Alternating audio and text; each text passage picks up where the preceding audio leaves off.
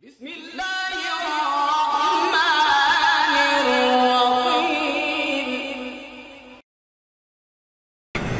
আলাইকুম বন্ধুরা, কেমন আছেন সবাই? আশা করি ভালো আছেন, আমিও ভালো আছি আলহামদুলিল্লাহ। তো আপনাদের সবারই অভিযোগ আমি অনেকদিন ধরে ভিডিও কেন তৈরি করতেছি না। আসলে ব্যক্তিগত কিছু সমস্যার কারণে আমি বেশ কিছুদিন ধরে ভিডিও করতে পারিনি। তো এখন থেকে আবার ইনশাআল্লাহ কন্টিনিউ করার চেষ্টা করব, আপনারা আমার জন্য দোয়া করবেন। তো আজকে আমরা যে বিষয়টা নিয়ে কথা বলবো এটা হচ্ছে different types of test after complete electrical wiring. অর্থাৎ আমরা ইলেকট্রিক্যাল একটা ওয়্যারিং করার পর বা একটা, যেমন ধরেন একটা বাসা বা একটা অ্যাপার্টমেন্ট বা একটা ফ্ল্যাট যাই হোক বা পুরো একটা বিল্ডিং কমপ্লিট ওয়্যারিং করার পরে কি কি ধরনের টেস্টগুলো করা লাগে এবং কিভাবে করা লাগে এই বিষয়টা নিয়ে আজকে কথা বলবো। তো এটা একটা রিকোয়েস্টের ভিডিও, অনেকে আমাকে অনেকগুলো রিকোয়েস্ট করেছেন। আসলে আমি প্রয়োজনীয় সরঞ্জামাদি বা বিভিন্ন পরিবেশের কারণে সবগুলো রিকোয়েস্টের ভিডিও বানাইতে পারি নাই। তো আমি চেষ্টা করবো এখন থেকে কন্টিনিউ করতে। তো সে পর্যন্ত আমার সাথেই থাকুন। আপনারা দেখছেন মেহেদি ইনসাইজ, আমি আছি মোহাম্মদ সোহেল মেহেদি। তো প্রথমে আমরা কি কি টেস্টগুলো করবো এটা একটু জেনে নিই। এক নম্বর হচ্ছে টেস্টিং অফ পোলারিটি, দুই নম্বর হচ্ছে ইনসুলেশন রেজিস্ট্যান্ট টেস্ট বিটুইন কন্ডাক্টরস, তারপর একটা করবো insulation resistant test between installation and earth, এবং আরেকটা হচ্ছে আর্থ রেজিস্ট্যান্ট টেস্ট। তো এইখানে আসলে সিরিয়ালি আমি করার জন্য সিরিয়াল করছি, আপনারা আগে পিছিয়ে যেটা সুবিধা হয় এটা আগে পরে করে নেবেন। মোটামুটি এই চারটা টেস্ট করলেই একটা ভালো রেজাল্ট পাওয়া যাবে। তো প্রথমে আমরা এই টেস্টিং অফ পোলারিটি অর্থাৎ পোলারিটি কীভাবে টেস্ট করে এবং কেন করে এই জিনিসটা দেখি। তো এখানে আপনারা একটা চিত্র দেখতে পাচ্ছেন, এখানে দেখেন এটা মোটামুটি একটা রুমের ডায়াগ্রাম দেখানো হয়েছে। তো এটা একটা রুম যেভাবে করবেন পুরো একটা ইউনিট বা একটা ফ্ল্যাট ওইভাবে করতে পারবেন বা পুরো একটা বিল্ডিংও করতে পারবেন। তো আমি একটা রুমের উদাহরণ দিয়ে এখানে বোঝানোর চেষ্টা করছি। তো আমরা যখন হাউস ওয়ারিং করি নর্মালি আমরা ব্ল্যাক এবং রেড কালার এই দুইটা কালারের তার ব্যবহার করে থাকি হাউস ওয়ারিং করার সময়। তো অনেক সময় এমন হয় যে শুধু রেড কালার কেবল আছে, ব্ল্যাক নাই, বা শুধু ব্ল্যাক আছে রেড নাই। তো অনেক সময় একই রকমের কালার দিয়েও আমাদের ওয়ারিংয়ের কাজটা কমপ্লিট করতে হয়। তো সেক্ষেত্রে সম্ভাবনা থাকে যে আমরা এই সুইচের মধ্যে যেই ফেজটা বা পজিটিভটা বা লাইনটা থাকার কথা সেখানে আসলে সুইচটা নেগেটিভে পড়ে যায়, অর্থাৎ নিউট্রালে পড়ে যায়। তো এই ক্ষেত্রে যখন আপনি আপনার ক্লায়েন্টকে বা আপনি যার জন্য কাজটা করছেন তাকে যখন এটা হ্যান্ড ওভার করবেন, তো সে ধরেন একটা লাইট লাগাইতে গেছে, সে তো একটা নন টেকনিক্যাল পার্সন হবে নর্মালি। তো সে যখন একটা লাইট লাগাইতে যাবে, হোল্ডারের ভিতরে যে স্প্রিংগুলো থাকে, অনেক সময় আমি এরকমও দেখেছি অনেকে ভিতরে আঙুল দিয়ে দেখে যে স্প্রিংগুলো ঠিক আছে কিনা। তো যদি আপনার সুইচটা নিউট্রালে পড়ে যায় তখন কিন্তু এখানে সবসময় পাওয়ার থেকে যাবে, সুইচ অফ করলেও পাওয়ার বন্ধ হবে না। তো নর্মালি ওই ক্লায়েন্ট বা আপনি যার জন্য কাজটা করেছেন সে ভাববে সুইচ অফ করছি মানে এখানে কোনো পাওয়ার নাই। তো এক্ষেত্রে বিশাল একটা অ্যাক্সিডেন্ট হওয়ার সম্ভাবনা থাকে। তো আপনার এই সুইচটা পজিটিভে বা লাইনে পড়ছে কিনা সেটা টেস্ট করার জন্য যে টেস্টটা করা হয় এটাই হচ্ছে পোলারিটি টেস্ট। তো এটা আপনি কিভাবে করবেন, এটা করার জন্য এখানে দেখেন তিনটা ধাপ আপনাকে অবলম্বন করতে হবে। একটা হচ্ছে মেইন সুইচ, আপনি যে এই রুমের করবেন, ধরেন এই রুমের যে মেইন সার্কিট ব্রেকার বা মেইন সুইচ আছে সেটা অন করে নেবেন। তারপরে সবগুলা সুইচ অন করে নেবেন, যতগুলো সুইচ আছে। অল কারেন্ট কনজামিং ডিভাইসেস ডিসকানেক্টেড, অর্থাৎ যতগুলো লোড আছে, লাইট আছে, ফ্যান আছে, এটা তো আসলে আপনি টেস্ট করবেন লাইট ফ্যান লাগানোর আগেই, ওয়ারিং করার পরপরই করবেন। তো সুতরাং এগুলো তো এমনিতেই কানেক্ট করা থাকবে না। যদিও কানেক্ট করা থাকে পুরাতন বাড়ি হয় তাহলে অবশ্যই আপনারা এগুলো খুলে নেবেন বা লাইট ফ্যান এগুলো ডিসকানেক্ট করে নেবেন। আচ্ছা, তো এইটা করার পরে কি হবে, আপনি যখন দেখেন সুইচটা অন করবেন এখানে পাওয়ার তো আছে, যেহেতু আপনি সুইচ অন করে রাখছেন, এখানে নিউট্রালও আছে, এখানে পাওয়ারও আছে। তো আপনি একটা সিরিজ টেস্ট ল্যাম্প নেবেন। টেস্ট ল্যাম্প আমরা তো অনেকে ব্যবহার করে থাকি, একটা হোল্ডারের সাথে দুইটা তার লাগায় টেস্ট ল্যাম্প তৈরি করা হয়। তো টেস্ট ল্যাম্পের একটা পয়েন্ট আপনি আর্থিংয়ের সাথে ধরবেন, যদি আর্থিং কাছাকাছি না থাকে আপনি নিউট্রালের সাথেও ধরতে পারেন। যেহেতু সবগুলো সুইচের গোড়াতেই শর্ট করা থাকে, তো আপনি সুইচের গোড়ায় টেস্ট করলে যদি লাইটটা জ্বলে তাহলে আপনি বুঝে নেবেন যে কি এটা পজিটিভে পড়ছে, আর যদি লাইটটা না জ্বলে তাইলে এটা নেগেটিভে পড়ছে।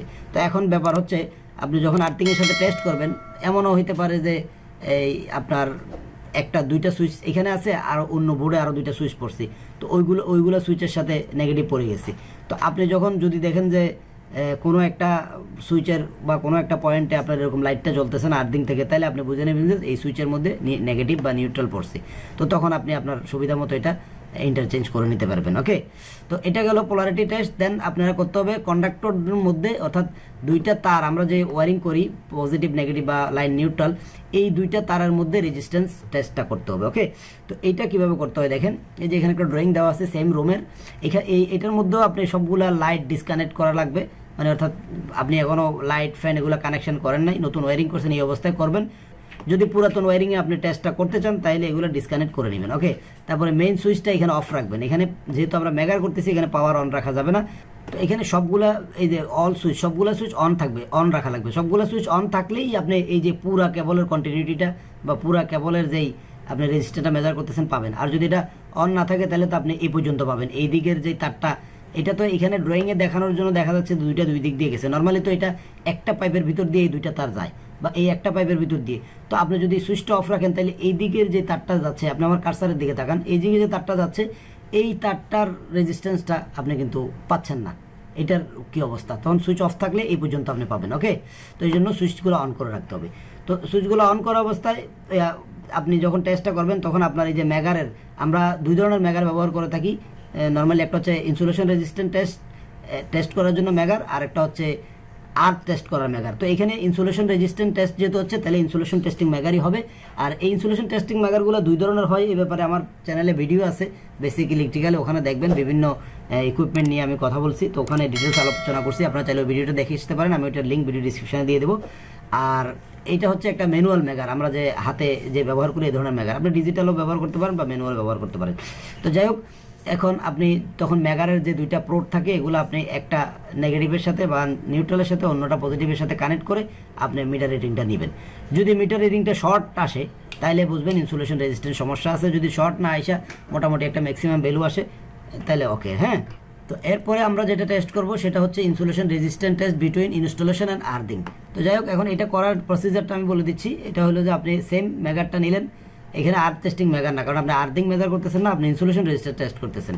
তো এখানে এই যে মেগারের এই পয়েন্টটা আর্থিংয়ে লাগাবেন, আর একটা হচ্ছে এখানে ফেজ আর নিউট্রাল দুইটা কিন্তু শর্ট করে নিতে হবে। এই যে দেখেন, মেইন সুইচ অফ, পাওয়ার তো অবশ্যই অফ করতে হবে যেহেতু আমি শর্ট করবো, এবং অল সুইচ অন করতে হবে। এবং এটা টেম্পোরারি পজিটিভ এবং নেগেটিভ, অর্থাৎ বাসাটার বা যে ফ্ল্যাটটা করতেছেন এটার লাইনটা বা সার্কিট ব্রেকার যদি ইউজ করেন সার্কিট ব্রেকার আউটপুটটা বা মেইন সুইচের আউটপুটটা পজিটিভ নেগেটিভ শর্ট করে নিতে হবে। শর্ট করার পরে তারপরে আপনি এই কেবলটা পজিটিভে লাগান আর নেগেটিভে লাগান, যেহেতু শর্ট আছে এখানে দিয়ে, তারপর আপনি মেগারটাকে ঘুরাইয়া রিডিংটা নেবেন। ঠিক আছে, তো এখানে যদি আপনার ইনসুলেশন কোনো কারণে কেবল লিক হয়ে থাকে, ধরেন কেবল লিক হয়ে গেছে, আপনি কেবল টানার সময় ওখানে আপনার এই যে সুইচ বোর্ডের মধ্যে স্টিলের বক্স থাকে বা অনেক সময় জিআই পাইপের ভিতর দিয়ে কেবল টানা লাগে, তো যদি লিক হয়ে থাকে কোথাও যদি বডি হয়ে যায় তখন কিন্তু আপনি এটা বুঝতে পারবেন। আর যদি দেখেন যে মিটার রিডিং দেখে আপনি বুঝতে পারবেন যে না এখানে কোথাও শর্ট হয় নাই। ওকে, তারপরে যেটা আসে আমি আগেই বলেছি সিরিয়ালটা আপনারা নিজেদের মতো করে নেবেন। তো আমি এখানে করছি আর কি। তো লাস্টে ধরেন আমি রাখছি আর্থ রেজিস্ট্যান্ট টেস্ট। তো এই আর্থ কীভাবে টেস্ট করতে হয় এটা আমি একটা ভিডিও প্র্যাকটিক্যালি একেবারে আর্থ টেস্টিং মেগার দিয়ে প্র্যাকটিক্যালি আর্থকে মেগার করে মানে মেজার করে সমস্ত কিছু আমি একটা প্র্যাকটিক্যাল ভিডিও আছে, ওইটার লিঙ্কও আমি ভিডিও ডিসক্রিপশনে দিয়ে দেবো, সেটাও আপনারা দেখে নিতে পারেন। আর্থ কত রকমের টেস্টিং করা যায় সেই ব্যাপারে বিস্তারিত আলোচনা আছে। তো আর্থ টেস্টিং মেগারে মোটামুটি একটা আর্থিংয়ের সাথে কানেক্ট করার পোর্ট থাকে আর দুইটা স্পাইক থাকে যেগুলা আপনার নির্দিষ্ট দূরত্বে এগুলাকে পোতে তারপর রিডিংটা নিতে হয়। তো এটার বিস্তারিত একটা ভিডিও আছে, আপনারা ওটা দেখলে প্র্যাকটিক্যালি জিনিসটা জেনে যাবেন। তবে এখন এই চারটা টেস্ট যদি আপনি করেন এবং এটার রেজাল্ট যদি পজিটিভ হয়, অর্থাৎ এটার রেজাল্ট যদি ভালো হয়, তাহলে আপনি নিশ্চিন্তে ওই ওয়ারিংয়ে বা ওই ঘরে বা ওই ফ্ল্যাটে আপনি পাওয়ার দিতে পারবেন, আর কোনো ভয় থাকে না। আর যদি এগুলো টেস্ট না করেন তাহলে কোনো একটা রিস্ক থেকে যাবে, আপনি পাওয়ার দিলে শর্ট সার্কিট, আগুন ধরা, অনেক কিছু দুর্ঘটনা ঘটতে পারে। তো আমি যার জন্য ভিডিওটা বানাচ্ছি আপনি নিশ্চয়ই বুঝতে পারছেন আমি আমার নাম প্রকাশ করছি না। তো আশা করব আপনার এই যেই ওয়ারিংয়ের টেস্টের ব্যাপারে যেই জটিলতাটা বা যে প্রশ্নটা আপনার মনে ছিল, আশা করি এটার উত্তরটা পেয়ে গেছেন। তো যাই হোক, আজকে আর কথা না বাড়িয়ে আজকের মতো এখানে বিদায় নিব।